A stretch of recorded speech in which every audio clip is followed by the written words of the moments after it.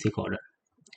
आज के इस लेक्चर में हम बात करेंगे कि किस तरीका से हम लोग एग्रीगेशन फंक्शन का यूज करते हैं टेबल में। टेबल जो चार्ट्स होते हैं उस टेबल चार्ट्स में हम लोग एग्रीगेशन फंक्शन का यूज कैसे करते हैं, हम इस चीज़ के बारे में डिस्कशन करेंगे आज।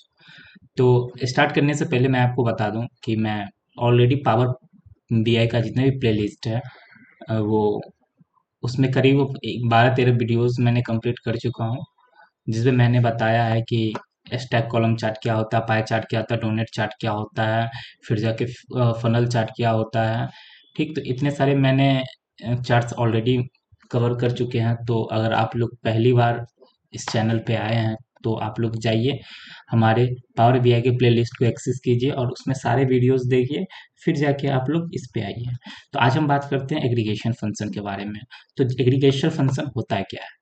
तो एग्रीगेशन फंक्शन क्या होता है ना, कि जैसे यहाँ पे हमारा ये सम ऑफ प्रॉफिट है, ये जो टेबल में हमारा सम ऑफ प्रॉफिट दिया हुआ है, तो हम चाहते हैं कि ये सम ऑफ प्रॉफिट भी मेरा रहे यहाँ पे, और मैं एक अलग से एक कॉलम चार्ट बनाऊं और उसमें मैं इसी डेटा के साथ मैं इसका एवरेज निकालूं, मैं इसका काउंट निकालूं। ठीक, तो ये सारा डेटा के साथ जो हम यहाँ पे सारे डेटा के साथ जो हम लोग काम करते हैं ना, तो उसी को एग्रीगेशन फंक्शन के द्वारा करते हैं। ठीक, तो जैसे कि मैं यहाँ पे कर रहा हूँ, जैसे कि मेरे पास यहाँ पे एक टेबल है। इस टेबल में हमारा सब कैटेगरी है, सम ऑफ सेल्स है, सम ऑफ डिस्काउंट है एंड सम ऑफ प्रॉफिट है। तो अब मैं क्या करता हूँ ना, यहाँ पे प्रॉफिट को फिर से एक बार ड्रैग एंड ड्रॉप कर लेता हूँ। ठीक, तो एक नया कॉलम बन के आ गया है सम ऑफ प्रॉफिट का। तो मैं क्या करता हूँ ना, ये जो हमारा प्रॉफिट वाले जो मैं 3 बना लेता हूँ, मैं 3 यहाँ पे कॉलम बना लेता हूँ, फिर मैं आपको समझाता हूँ इस चीज़ को। ओके, तो 1 2 3 4 तो इतना है।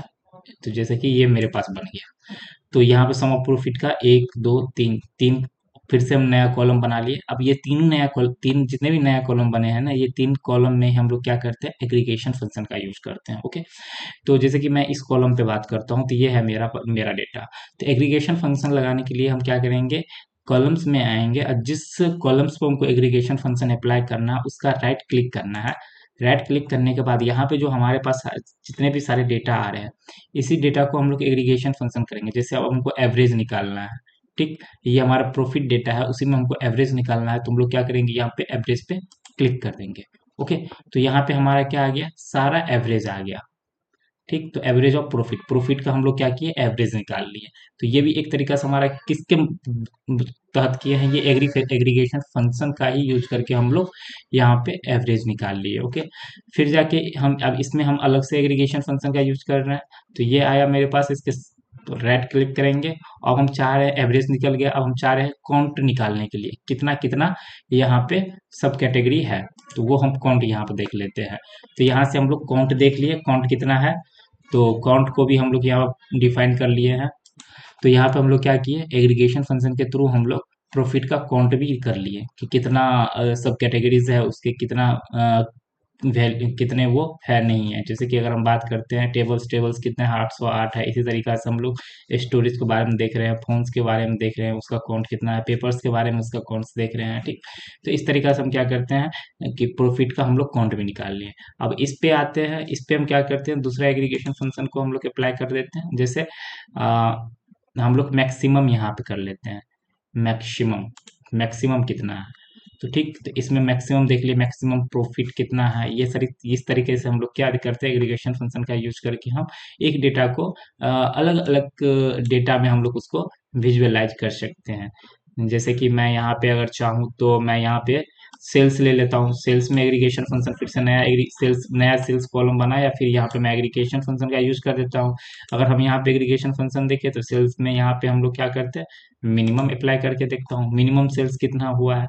तो ये सारा चीज जो हम कर रहे हैं कि एक ही टेबल में हम लोग अपना एवरेज देख रहे हैं, प्रॉफिट मतलब एवरेज देख रहे हैं, एक ही न्यूमेरिक जो हमारे पास जो डेटा है, तो ये सारा चीज जो हम देख रहे हैं ना, तो ये एग्रीगेशन फंक्शन के तहत ही देख रहे हैं। ओके, तो एग्रीगेशन फंक्शन सिंपल किस तरीके से हम लोग कैलकुलेट करते हैं वो अभी हम लोग देखे हैं।